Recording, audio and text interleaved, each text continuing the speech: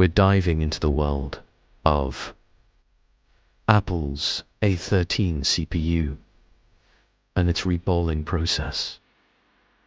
So, the A13 CPU is a powerful chip that powers many of Apple's devices, and it's essential to keep it in top condition.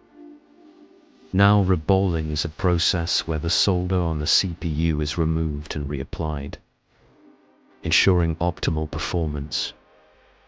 The A13 CPU uses a special solder paste, and the reballing process is carried out at a specific temperature of 200 degrees Celsius.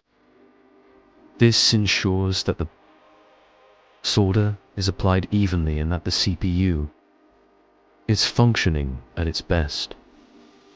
So, there you have it. A quick look into the world of Apple's A13 CPU and its reballing process. If you enjoyed this video, don't forget to hit that like button and subscribe for more tech insights. Thanks for tuning in, and we'll see you in the next one.